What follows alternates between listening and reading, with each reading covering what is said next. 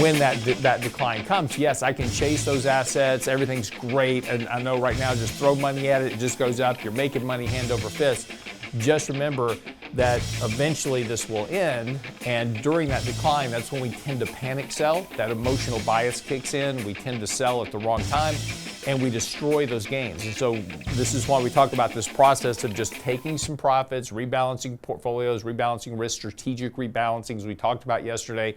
That helps maintain those gains, build some cash reserves, so on these declines, when they occur, you can put that capital to work. Here's what you need to know before the bell this morning.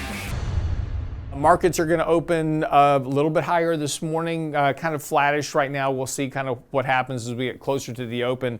But market set a new all-time record yesterday, up about 40 basis points by the end of the day. Again, just continued to develop, as we talked about yesterday, these very large gaps above the long-term moving averages. Those are very, very hard to sustain longer term. If we take a longer term look at the market, so as an example, just go back. This is a 3-year chart.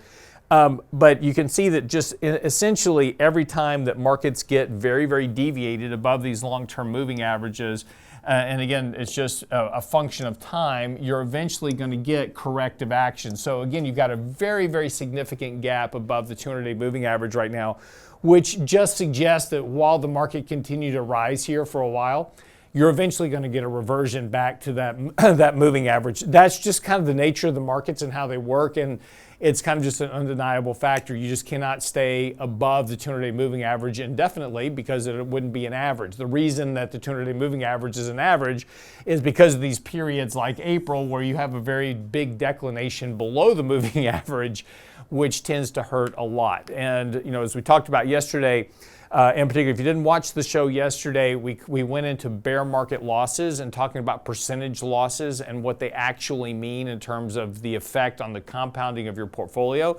These drawdowns have very significant impacts to how your portfolio performs. But more importantly, what we didn't cover yesterday is the psychological factors that occur during these drawdowns. This is where investors, they're buying high, they're chasing markets like we have right now.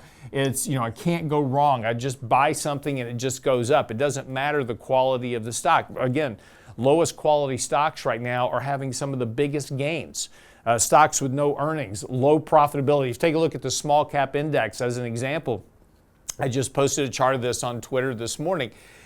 Take a look at that, at low quality, small cap stocks with no profitability. Those are the ones doing the best. And if you actually take a look at the Russell 2000, after you pay taxes and interest payments, there is no income growth for the Russell 2000 index. But those are the stocks that are performing very well right now because of this speculative chase. But again, just understand that when that decline comes, yes, I can chase those assets. Everything's great. And I know right now, just throw money at it. It just goes up. You're making money hand over fist. Just remember that eventually this will end. And during that decline, that's when we tend to panic sell. That emotional bias kicks in. We tend to sell at the wrong time and we destroy those gains. And so this is why we talk about this process of just taking some profits, rebalancing portfolios, rebalancing risk, strategic rebalancing, as we talked about yesterday. That helps maintain those gains, build some cash reserves, so on these declines, when they occur, you can put that capital to work. Let me run through a couple of markets here real quick with you this morning, just to kind of run you around the mill. If my computer would work for me, it would be really great this morning. Like I said, small cap index, this is the Russell 2000 hitting an all-time high. Again, significant deviations there.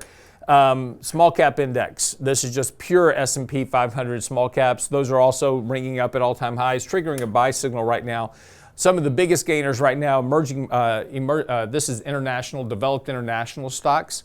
Doing very, very well here. We've had very sharp gains here over the last 5 days. Huge deviation above the 200-day moving average.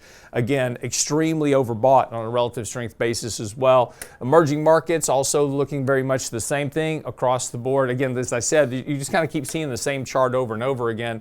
The U.S. dollar, though, this is something that you need to pay close attention to because we've been seeing a rising trend in the dollar here. Very long basing period, still in this base, haven't broken out yet. But there is a long-term correlation between a stronger dollar and what happens to other asset classes. Particularly, we've got really big gaps right now between the dollar and things like the U.S. Treasury, things like the market itself. So again, watch this dollar. This is going to be a key if we start to see a much stronger dollar rally here. And again, a dollar rally back to 101 would be the 200-day moving average right now. That is not out of the cards. And again, if you take a look at a longer term picture of the dollar, we've been basing here for quite a bit. And that's okay here, but again, we've been in the space, we broke this bottom long-term base here, been basing here, so a rally back to 100 to 104 is very likely. That's going to put some pressure on dollar-related assets. So again, keep a watch on the dollar here. This is the one thing that could be the surprise kind of in the soup for this rally as we head into year end. That's what you need to know before the bell this morning.